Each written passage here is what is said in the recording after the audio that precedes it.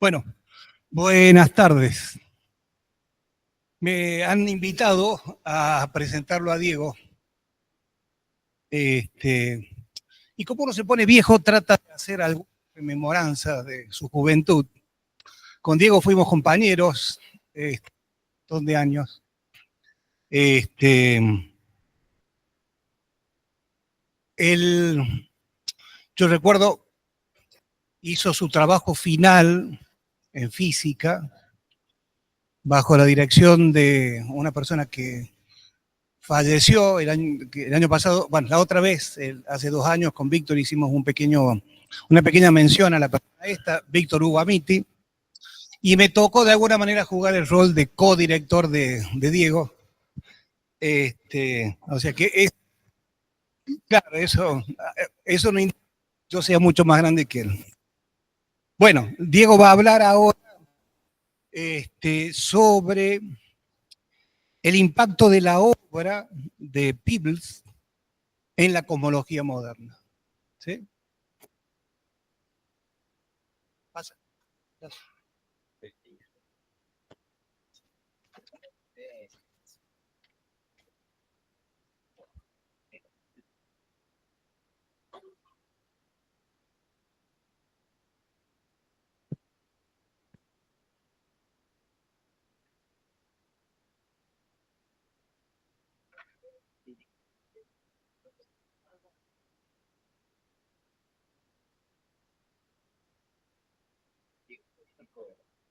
Vos indicame cuando falten 5. Bueno, para ponernos un poco en contexto, esta es una historia de pasión, fundamentalmente, y de conocimiento. Y también es una historia de ubicación temporal, porque a uno le toca vivir las épocas que le tocan vivir. Y es muy interesante tal vez hacer una breve reseña de esta época fantástica que le tocó vivir a Jim Peebles, como para nosotros poder tener una idea de cómo evolucionó la cosmología y qué impacto tuvo él en la cosmología. Una de las cosas que me parece importante rescatar es que, bueno, conocíamos las galaxias a través de los registros que habían hecho, los primeros registros con telescopio que había hecho los Herschel y Messier, pero en realidad era una mezcla de galaxias y nebulosas. Esa mezcla de galaxias y nebulosas no nos iba a llevar demasiado lejos y no fue hasta principios del siglo XX cuando se separaron. Las nebulosas estaban adentro de nuestra galaxia y las galaxias eran otros objetos. Y bueno, por supuesto, lo que ya conocemos de la expansión del universo, que fue, digamos, es un resultado prácticamente concatenado con porque sin la detección o la identificación de las nebulosas distintas de las galaxias, tampoco hubiéramos llegado a la expansión del universo. Así que, pero esto llevó casi 200 años, ¿no? Llevó mucho tiempo. O sea, uno tiene un proceso de catalogar cosas que no sabe lo que son. Eso nos puede estar pasando ahora también, por eso lo digo así. O uno cree que está haciendo un catálogo de algo, como lo hacían los Messier y los Herschel, que era exclusivamente para tener sus cometas libres de las nubes que los iban a embromar, pero en realidad estaban descubriendo una cosa fabulosa y no lo sabían. O sea, es importante tener eso en cuenta. Pero bueno, es la historia de siempre. Tenemos muchas imágenes y pocos espectros, aún hoy. A Peebles, Jim Peebles, le tocó vivir una época donde habían muchas imágenes y muy pocos espectros. Muy pocos espectros. Sí lo suficiente como para hablar de la ley de Hubble, claramente, porque ya en los 40 teníamos un buen número de galaxias, pero era una por allí, otra por allá. Nadie podía tener buenos mapas en el espacio de distancias, digamos, con algún criterio de distancia razonable y poder hablar de la estructura del universo. Así que lo primero que yo quiero rescatar del trabajo de Jim Peebles fue la obra monumental que él hizo en el catálogo de Lick, que fue un catálogo que se hizo para todo el hemisferio norte con imágenes.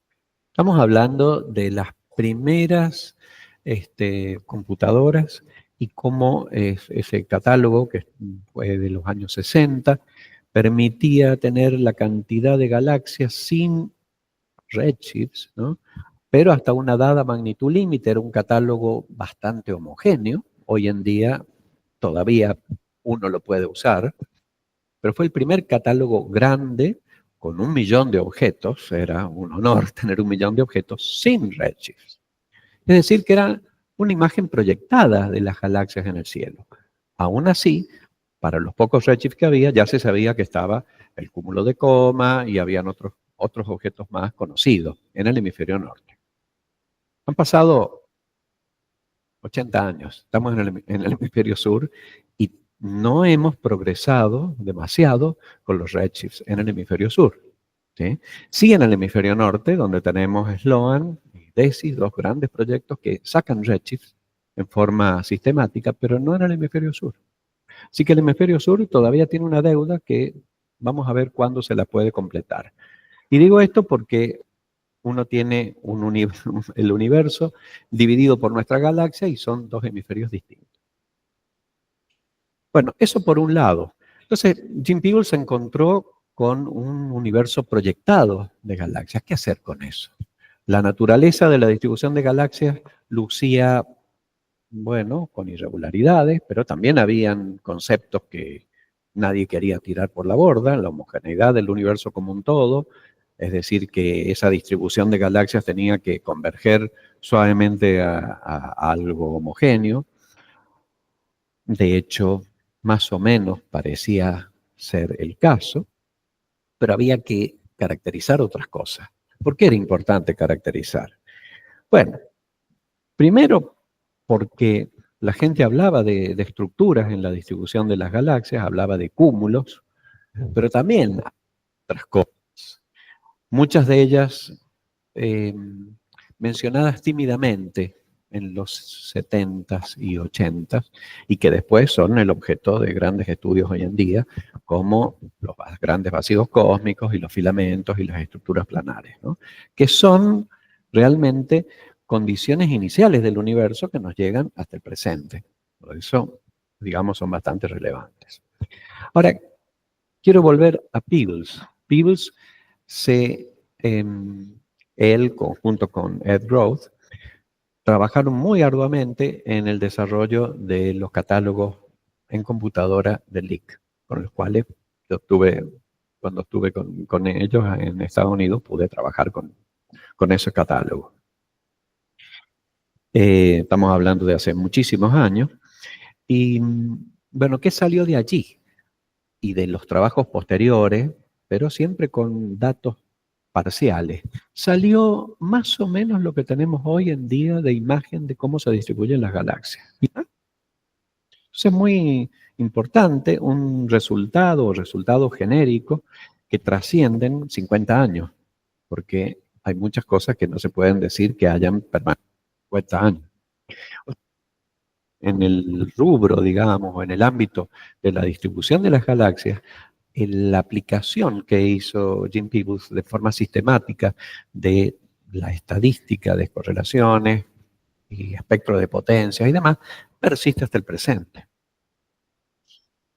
Pero hay mucho más, porque si uno va a explorar la obra de Jim Peebles de las épocas de los 70, se encuentra con papers extraordinarios como el paper de Peebles y Yu, que es del 70, 69 y 70, hay dos papers. En esos papers se trabaja sobre algo que iba a producirse prácticamente en el siglo XX, y estábamos hablando de 30 años, que son las fluctuaciones de la radiación de fondo. En esos trabajos ya se trabaja allí sobre una expectativa.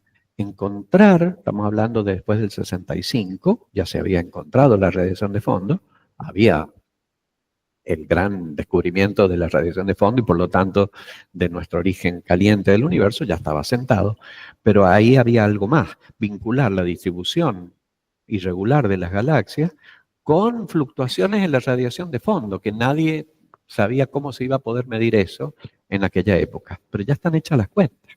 Y uno va y mira y encuentra cuentas que son actuales, inclusive a la hora de los últimos experimentos que se han hecho con el fondo de microondas y con la distribución de galaxias. Esas cuentas son, bueno, impresionantes, la verdad. Uno las mira, esas cuentas, y dice, bueno, son cuentas actuales.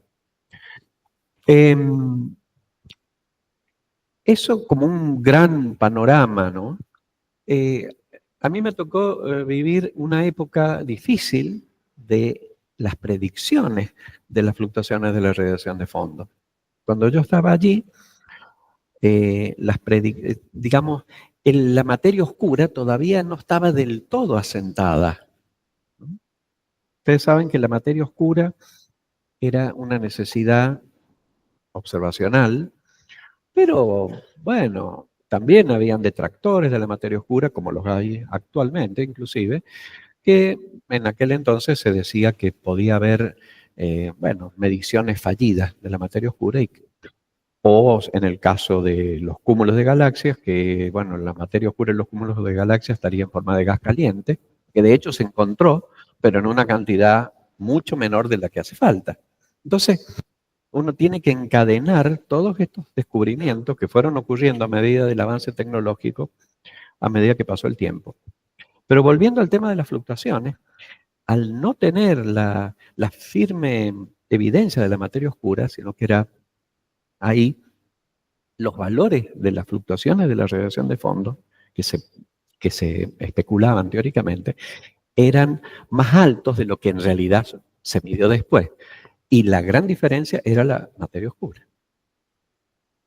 Bueno, ¿qué pasaba? Que había gente que estaba con sus experimentos allí, con globos y demás, y le decían, no, Jim, el año pasado vos dijiste que cuando llegáramos a, no sé, 6 por 10 a la menos 4 Kelvin, íbamos a tener la señal y no tenemos nada. Era una depresión total, porque entonces había que mantener también la convicción, por eso digo que hay pasión, es una historia de pasión, había que mantener la convicción de que las fluctuaciones se iban a encontrar finalmente. No es algo menor. Las fluctuaciones podrían no haber aparecido aún hasta el día de hoy y estaríamos muy deprimidos. Afortunadamente, las fluctuaciones aparecieron con el satélite COBE y se las pudo reproducir después en 2003 con el satélite Wilkinson MAP y con el satélite Planck. Y los experimentos que tenemos hoy en día que siguen avanzando en esa línea.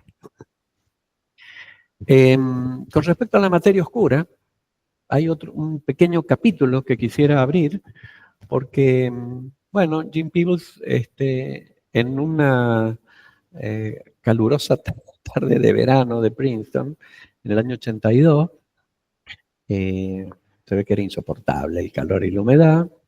Ojalá uno pudiera hacer, imagínense acá en Córdoba lo que podríamos hacer si tuviéramos esa capacidad, con los calorones.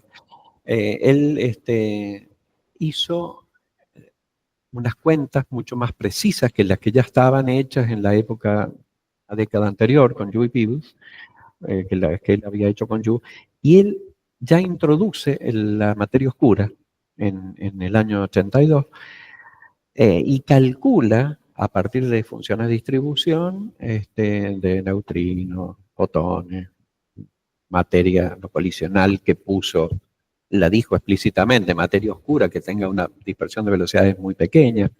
Hizo la cuenta esa y calculó por primera vez el espectro inicial de las fluctuaciones de la materia que habría en caso de materia oscura.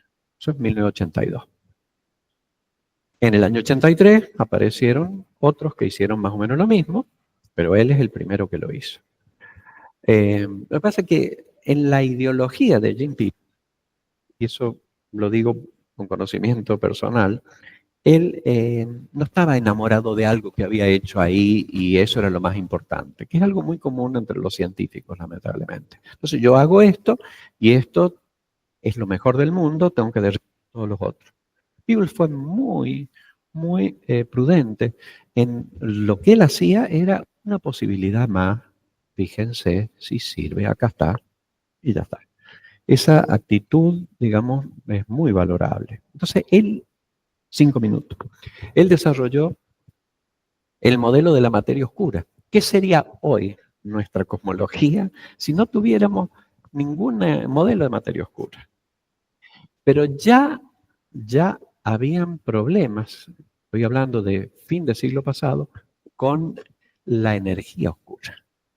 Nosotros hoy en día, el conjunto de los astrónomos y los astrofísicos, estamos enamorados del lambda Coulomb matter.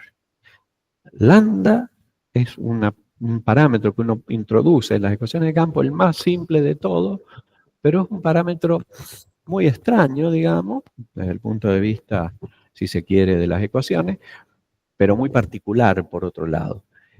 Esa forma de hacer cosmología con lambda Coulomb matter es el modelo estándar que tenemos hoy en nuestra cosmología actual. Y está empezando a crujir.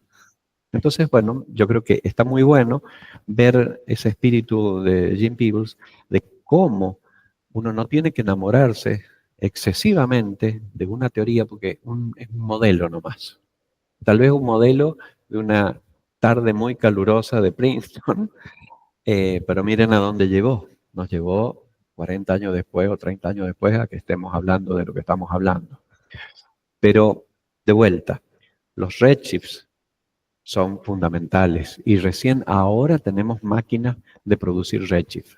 Cuando uno mira los análisis que hizo Jim Peebles con imágenes, como siempre, muchas imágenes, aún con los telescopios de ahora, muchas imágenes, pero con pocos redshifts, cuando uno ve lo que se pudo hacer y ve las cuentas que él pudo realizar sobre la dinámica del universo, que también tiene sus implicancias cosmológicas, claro, la verdad que son técnicas que utilizamos hoy en día tal cual. Y otro pequeño detalle, tal vez no lo ayudó a Jim Peebles la didáctica para escribir los libros. Son muy difíciles cuando uno quiere utilizarlo, pero cuando uno quiere ver las cuentas, y si no me lo va a desmentir Dante, ¿a dónde hay que recurrir cuando yo quiero ver la cuenta bien, cómo se hace? Porque vamos ahí y ahí la encontramos a la cuenta, ¿no? O sea, las cuentas están perfectamente hechas, perfectamente definidas hasta el último detalle. Y, digamos, yo me vine para acá con un estudiante de Dante que está haciendo un curso y estábamos haciendo una cuenta que estaba vinculada a uno de esos ansatz que tenía Peebles. Dice, me parece que esto es un buen fit para esto. Y ponía una fórmula. Está bien, habría probado, pero no era tan fácil. Y ese ansatz está perfecto. Y puedo dar 2 ejemplos. Uno, la relación del parámetro omega la 0,6, que es cómo crecen las fluctuaciones. Él puso un modelo analítico, omega la 0,6, omega la densidad de la materia. Pasaron 40 años y seguimos utilizando eso, ¿no? Y esto otro que estamos viendo es cómo son las distribuciones de las velocidades relativas de las galaxias en un universo en expansión. Y él propone, en un rengloncito chiquitito en su libro, dice, esto parece que funciona muy bien un modelo exponencial. 30 años después, con simulaciones de gran envergadura, qué sé yo, dicen, bueno, hemos visto que no realmente no podemos encontrar un fit mejor. No es gaussiano, no es esto, sino que es el modelo original. Jim todavía tiene esa varita mágica para encontrar ciertas cosas que eran espectacularmente buenas, ¿no? Bueno, tal vez eso sea lo que yo quería comentar. Gracias.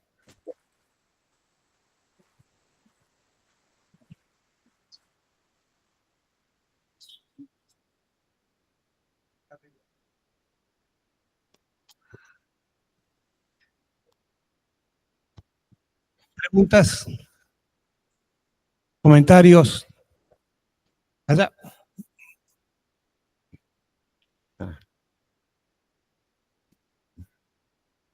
Gracias. No darle espalda. Muchas gracias por la charla.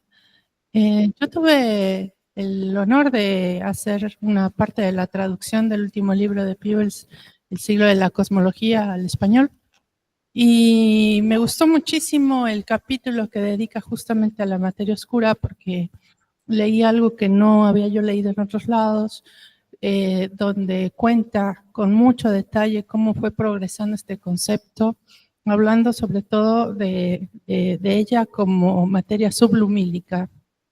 Y bueno, ese detalle respecto justamente a su precaución de no hablar de la verdadera materia oscura, digamos, sino de cómo fue evolucionando el entendimiento de lo que pudiera llegar a ser esta partícula. Nada más, pequeño comentario.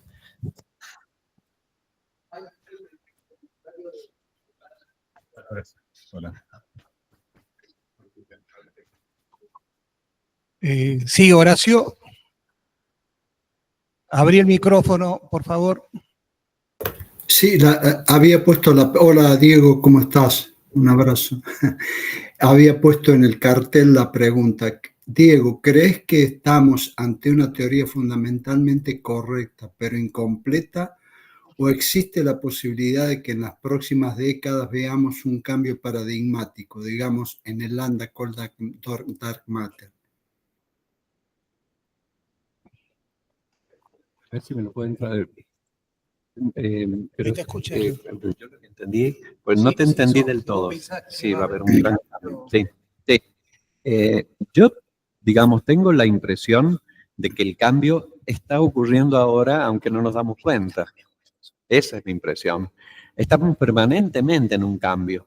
Nada más que me parece que los seres humanos tendemos a crearnos una burbuja de comodidad, en este caso intelectual, y asumimos que el modelo es este. También, bueno, han pasado cosas en nuestra forma de hacer ciencia. Por ejemplo, algo que no tiene mucho que ver con esto, pero está emparentado, todo lo que significa el universo de las estrellas, ¿no? Muy local, cómo cambió con la perspectiva cuando apareció Gaia. Han aparecido corrientes estelares, estamos investigando la posibilidad de que las corrientes estelares estén quebradas por alguna interacción con un halo de materia oscura, sí, no, aparecen, no aparecen. Estamos en ebullición. Entonces, yo creo que completamente de acuerdo de que estamos en un momento de cambio y hemos estado siempre en un momento de cambio. Nada más que, claro, hay momentos de cambios extraordinarios, ¿no? Cuando suenan los timbales, pero permanentemente hay música. No tenemos que olvidarnos de eso. No hay un silencio y que la cosmología, en este caso, o la astrofísica, se mueve por carriles suaves y estamos simplemente agregando datos como para hacer cosmética de la física. No es así. Y yo creo que estamos en un momento muy importante porque no tenemos en claro lo que es la materia oscura, no hemos podido avanzar.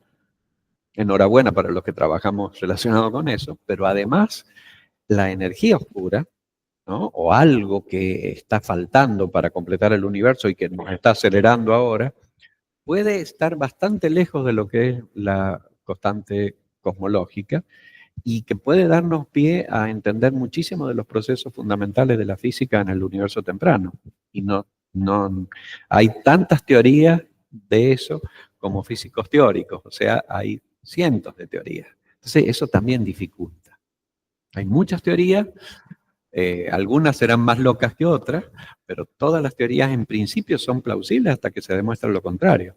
Y está el tema de ver qué test uno puede ir haciendo para progresivamente ir despejando dudas. Por ejemplo, hace 20 años atrás, más o menos, se especulaba que íbamos a encontrar objetos masivos en el halo galáctico. Eran impactos, también ellos eran los machos. Bueno, toda esa historia, pues ya los machos no son más los machos y no se pudieron detectar objetos compactos en el halo de la galaxia como para que fueran los productores, digamos, la materia oscura. Eso fue una cosa de alto impacto. Ahora estamos en una nueva etapa.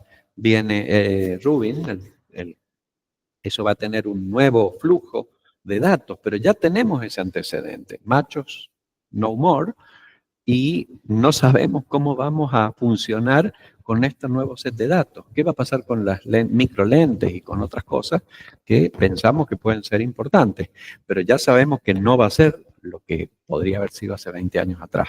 Entonces, no es que en 20 años no pasó nada, han pasado cosas, pero todavía la esencia de la materia oscura no la tenemos. Ni de la energía oscura, menos. Esa menos. Y yo creo que es muy atractivo y el hecho de que el catálogo, el relevamiento DESI, que está en este momento en un boom, da indicio de que la constante cosmológica no es la causa de la aceleración del universo. Es muy atractivo, digamos, muy estimulante para lo que hacemos cosmología. No te voy a hacer una pregunta, pero voy a hacer un pequeño comentario que espero que sea lindo.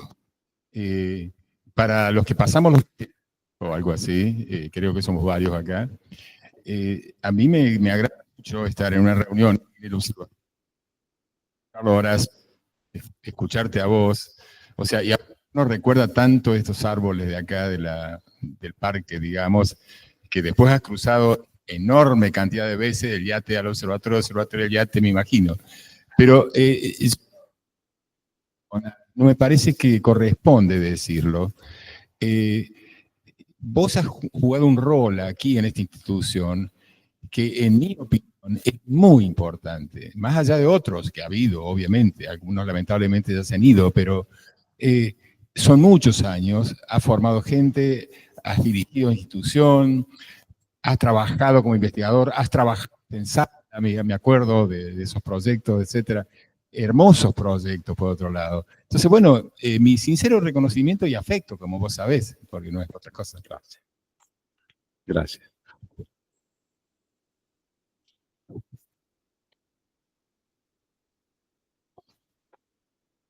Gracias, Diego, por la charla. Mi pregunta es muy general y me gustaría saber cuál es tu opinión al respecto de bueno, los modelos alternativos y si tienen algún rol importante, digamos, en la práctica científica de ustedes a la hora, bueno, de debatir o poner en telejuicio argumentos a favor o en contra de estos megaconceptos exóticos como puede ser materia oscura o energía oscura. La pregunta puntual sería cómo ves vos si ocupan un rol en un contexto de búsqueda, ¿no? Todos estos modelos alternativos. Casualmente ayer con mi compañero presentamos algo y sacamos alguna conclusión, pero me gustaría saber la tuya. Sí. Muchas veces uno ve que cuando queremos, hay grupos y grupos, ¿no? Hay grupos que dicen, bueno, yo me dedico a ser un anti algo. Es como las redes sociales, como lo que nos pasa como mundo, también pasa acá. Entonces yo me dedico a ser el enemigo de ta. Y entonces hago todo y busco la manera de criticar y bajarle la cosa. Y otro grupo dice, no. Por ejemplo, Lambda-Calder-Matter versus un modelo de la materia oscura, sin materia oscura con gravedad modificada. Esos grupos son antagónicos, se odian, ¿no? Claro. Pero digamos, los anti-dark matter y los dark matter. Pero los dark matter también explican todo, como hace también la gente en nuestro mundo. Del lado de ellos hay doble vara. Entonces, si hay algún problema, se lo oculta o se lo tapa y dice no, porque está el feedback y hay mecanismos que tienen las estrellas y bueno, y hay que buscarle la vuelta y lo tapamos. Entonces, ese tipo de cosas son las que nos están dificultando el progreso. Grupos antagónicos no nos sirve, porque vos vas a tener un grupo que va a decir todo esto es bueno, todo esto es malo, y el otro que va a decir todo aquello es malo y esto es bueno. Y eso no nos permite progresar. Entonces, en ese sentido yo veo que Peebles siempre fue una persona muy abierta, muy abierta. Tendría sus ideas y las tuvo hasta el final con sus modelos isotermos y demás, que no está dicha la última palabra. Bueno, pero aún así uno, por ejemplo, Miren, un detalle. La forma primordial del espectro de las fluctuaciones iniciales, ¿no? Planck mide 0.96 más o menos algo. O sea, no es exactamente como la concibió Peebles, Harrison y Seldovich, que da un número que es -1. No, sino menos 0.96. Cuando uno va y mira eso, dice, bueno, eso es lo que está. Pero hay alguna gente que la reprocesa y dice, bueno, pero yo puedo hacer una cosmología tratando de ajustar los parámetros con -1, y fíjense que todas las tensiones que tengo, de las que se hablan hoy en día, de la constante de Hubble, con dos valores diferentes, desaparecen. Va. ¿Hay verdad o no hay verdad? ¿O es un juego o no es un juego? Yo creo que un poco es eso también. Creer en ciertas cosas, en ciertos patrones de la naturaleza, pero no casarse, o no sé si casarse es la palabra, no enrolarse en los ejércitos de liberación de la materia oscura o de la energía alternativa, esas cosas. Es eso.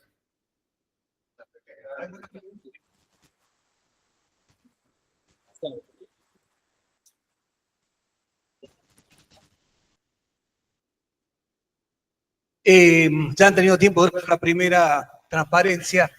A mí me gusta siempre, bueno, no siempre, pero en algunas ocasiones lo hemos conversado con Víctor, y esta imagen es bastante representativa del tema que pretendemos abordar acá.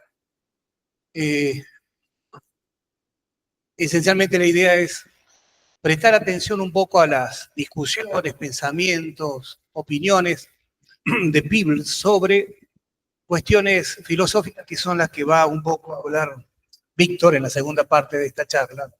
Y como decía, me gusta mostrar esta imagen, porque esta es la última fotografía que se toma del escritorio de Einstein, antes de que él muriera.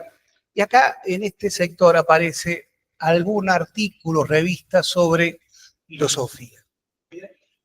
Lo cual, bueno, me parece que es bastante...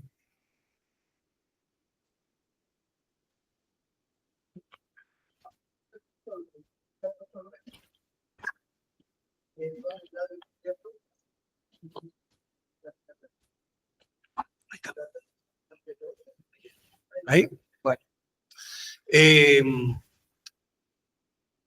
Bueno, decía, el rol de algunos investigadores, en este caso de altísimo impacto en el desarrollo de la ciencia, que ha tenido un poco la discusión de cuestiones filosóficas.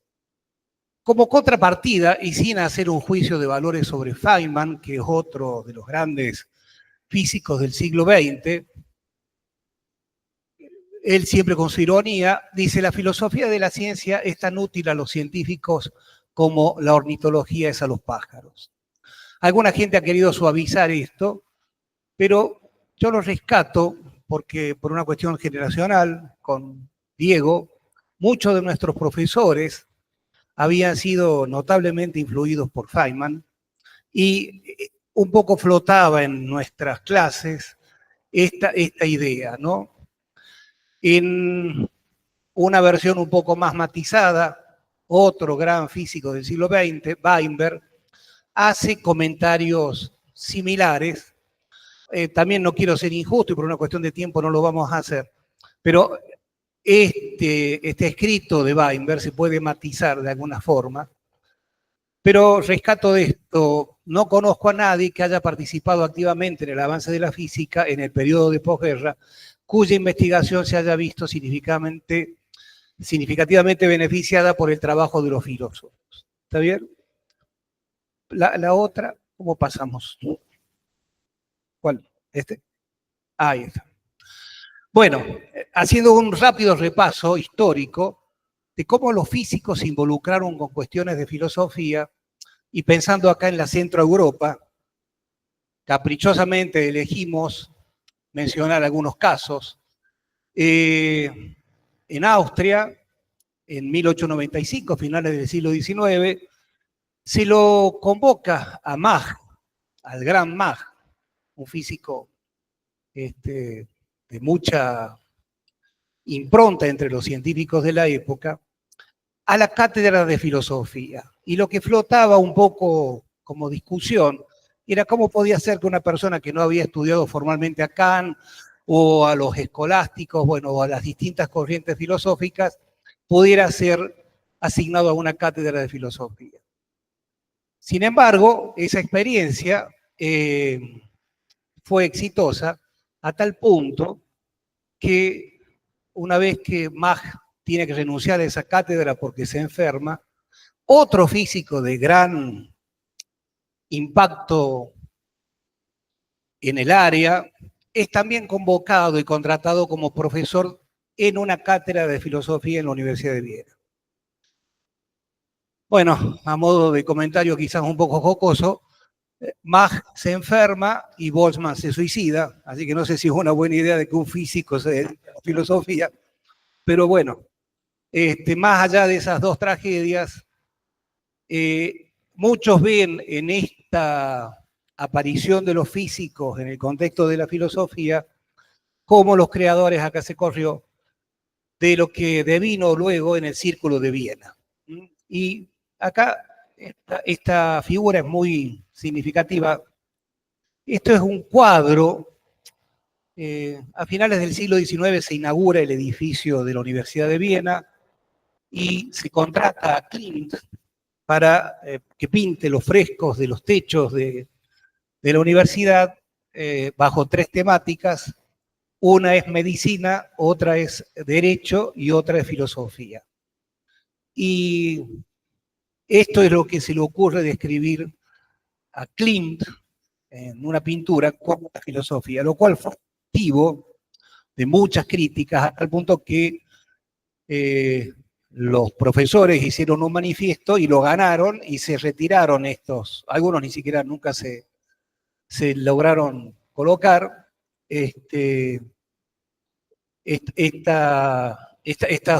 pinturas de Klimt para adornar los techos de la universidad. Y esta está haciendo un resumen de esta imagen.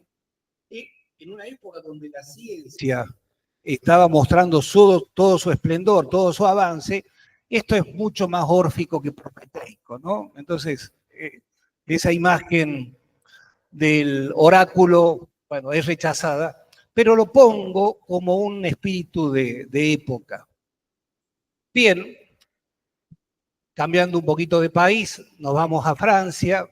Poincaré, uno de los matemáticos más brillantes del siglo XIX y quizás una de las últimas personas en condiciones de manejar la física, la matemática, la astronomía, dedica buena parte de su tarea intelectual a escribir libros que quizás algunos han consultado, siguen siendo libros de mucha vigencia, y destaqué estos cuatro. Este se publica tras la muerte de Poincaré, que si no me equivoco fue en 1912, pero bueno, estos son de los últimos años de él. Y de vuelta, ¿cómo será el impacto que estos libros tuvieron en algunas discusiones? Que en este librito, que es un libro escrito por Einstein, en donde pone algunas ideas, él rescata en su argumentación sobre la naturaleza del espacio conceptos que había puesto Poincaré en el primer libro este. Y ya que lo menciona Einstein, aprovecho para decir que en 1936, alguna vez con Víctor hicimos un trabajo en donde remarcábamos que Einstein tuvo 2 años milagrosos, uno de más impacto que otro. El primero fue en 1905 y el segundo es 1935. En 1935 él hace el trabajo sobre, bueno, con otros 2 autores más, el famoso artículo de Einstein, Podolsky y Rosen, en donde, bueno, tratando de derribar la mecánica cuántica, le hace aparecer un montón de otros aspectos a la mecánica cuántica. Y el segundo trabajo del año 35 es el relacionado con el puente Einstein-Rosen, ¿sí? Que habla sobre posibilidades de unir regiones del espacio-tiempo de alguna manera a través de lo que hoy se conoce como un agujero de gusano. Bueno, tras esos dos trabajos de alto contenido físico, Einstein escribe un artículo que se consigue, es muy interesante porque cada párrafo da toda una discusión, y se llama Sobre la realidad física. Bueno, y ya terminando un poco esta introducción para lo que va a hablar Víctor ahora, no puedo dejar de mencionar a Eddington, que escribió estos dos libros, bueno, entre otros, pero estos dos libros muy pegados a lo que nosotros queremos comentar acá, sobre la naturaleza del mundo físico y la filosofía de la ciencia. Uno de estos dos libros, yo no me acuerdo cuál, está acá en la biblioteca del observatorio, y lo interesante es que me acuerdo haberlo leído de joven, a uno de ellos, y recuerdo que una de las discusiones, que es una discusión muy anterior a Eddington, pero que él la plantea ahí, creo que es el proceso de...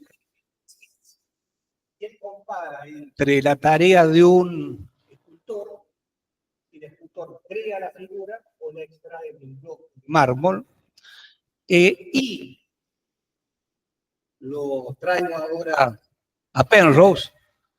Penrose, en otra discusión de tinte filosófico, retoma esa discusión. O sea, cosas que han pasado 100 años se siguen discutiendo con la misma intensidad. ¿Sí? Bueno, y ahora paso a... y para esto sí es lo último, porque esto es interesante. Este artículo es de 31 de julio de 2025, apareció en Nature. Es significativo. ¿Qué nos dice la mecánica cuántica acerca de la realidad? ¿Sí? Bueno, este es un trabajo realizado por algunos de los editores de la Nature, y lo curioso es que entrevista a dos referentes del mundo de la información cuántica, premios Nobel los dos, uno Zeilinger y el otro Aspect, y en una especie de cuestionario, ¿sí?, sobre qué dice la mecánica cuántica acerca de la realidad, es muy curioso que Zeilinger dice A y Aspect dice Z. O sea, uno va al laboratorio y mide lo que mide, pero a la hora de interpretar lo que esas mediciones nos dicen, hay una tremenda dispersión de opiniones. ¿Sí? O sea, ese es un poco el estado, y que tiene que ver un poco con las preguntas que hicieron hace un rato, digo, sobre cuál es el devenir de la ciencia, ¿no? Por supuesto, hacer predicciones siempre suele ser un fracaso, pero da la impresión hoy por hoy que la mecánica cuántica es una teoría que funciona muy bien a la hora de medir y hacer experimentos, pero necesita una revisión bastante fuerte a la hora de interpretarla. ¿Bien? Y ahora sí.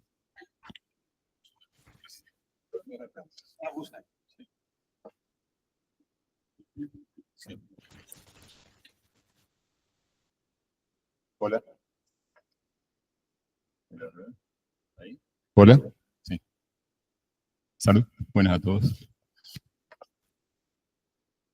La primera cosa que tengo anotado para ver, porque lo que tengo acá es lo que va a salir ahí, o sea, nada más que porque no me gusta dar vuelta a la cabeza cada rato. Y nada más porque no veo bien, entonces tengo miedo de ver algo mal. La primera cosa es el reloj, entonces uso esos 10 minutos para hablar de algo que excede por lejos a ese tiempo. La primera impresión tiene que ver con una anécdota personal que me pasó con Diego. Alguna vez lo fui a visitar allá a Princeton, cuando él estaba allá trabajando con Peebles. Y él tuvo la gentileza de llevarme a su oficina, presentármelo. O sea, para mí fue un muy buen momento. Recordamos muchas cosas, o yo por lo menos recuerdo muchas cosas de esa época. En particular que visitamos la casa de Einstein, etc. Bueno, esa es la primer flash. Segundo flash. Hace algunos meses atrás me llega una circular de un centro de filosofía de la ciencia de Estados Unidos, donde me entero que Peebles va a dar una charla en el Centro de Filosofía de la Ciencia. Peebles ya había recibido el premio Nobel, cambió un poco su estilo, escribió un montón de cosas después del 19, digamos, en estos últimos años. Pero lo que me llamó la atención es el interés de él de tomar contacto con los filósofos. Ahí el Centro de Filosofía de la Ciencia tiene muy buenos historiadores de la relatividad, gente que trabaja a un nivel profesional muy alto. Entonces, había un ámbito para dialogar. Yo hice lo imposible para ir, pero por razones obvias no pude ir, ¿está bien? Para escucharlo, nada más que eso. Recuerdo que en otra oportunidad, en ese mismo centro, en esa época yo andaba por allá, Penrose estaba en el departamento de relatividad, pero había sido invitado por el Centro de Filosofía de la Ciencia. Entonces, bueno, fue una anécdota muy rica ver a Penrose, el físico matemático, y cruzarlo después a media hora, escucharlo como filósofo, o por lo menos con un intento de interacción con los filósofos. Eso ha pasado y sigue pasando y va a seguir pasando probablemente. Hay mucha gente que ahora es mucho más joven, no tiene todavía rótulo, así no es famoso, pero de alguna manera interactúan entre comunidades. Entonces, de ahí viene el experimento piloto para 7 minutos, 5 minutos. Tratar de pensar a esto como dos ámbitos disciplinares diferentes. ¿Sí? Un ámbito de científicos, en particular astrónomos, y un ámbito de humanistas. Entonces, ¿qué es lo que haría uno frente a eso? No sé, en este caso apareció Peebles, y apareció, me parece, muy bien en escena, porque afortunadamente después me llegó la conferencia esta de la gente que está vinculada a PISUR, la mandó o mandó algo similar. Y entre ellos hay un artículo que sale en el Archive, bastante largo, son como 60 páginas, pero con un desafío muy interesante, que es a ver qué es lo que piensan los filósofos de la física siendo físicos. Entonces ese espectro de temas que trabaja ahí Peebles es muy interesante. Lamentablemente es muy breve, a pesar de las 60 páginas. Porque lo que barre es extraordinario. O sea, barre. Y eso habla en la misma dirección que estaba diciendo Diego, que es una versatilidad, una amplitud, una tolerancia que a mí me impactó. Me pareció un hombre que realmente merece ser estudiado, comprendido, sobre todo no solamente en el ámbito de su especialidad, cosmología. No hay que olvidarse que él en alguna época estaba a cargo de la cátedra Einstein ahí en Princeton, o sea, era un hombre que a la historia de la relatividad la conoce, creo yo, muy bien. Y aparte, a mí me llamó la atención de este escrito como de otros, o un librito último, uno de los últimos que salió de él, que se llama The Whole Truth. El intento de difundir un estado de conocimientos aún con la fragilidad que comentaba Diego de ese conocimiento, en cuanto a que no son verdades únicas, pero consolidadas hasta donde da. Eso me llevó a tratar de leer con cierto cuidado esto, porque en principio puede parecer algo más o menos superficial, pero por lo menos a una persona como yo le resultó bastante difícil entender algunas de las ideas. Y la impresión que me da es que esas ideas no son un producto tardío. O sea, no son post-19, no son después de haber sido premiado como físico por un trabajo de vida, de cosmología. ¿Sí? Eso es lo que a mí me impactó. Entonces, si puedo, si tengo la capacidad de cambiar esto a la otra, a ver cuál era el botoncito. Sí, ese. ¿La bajó?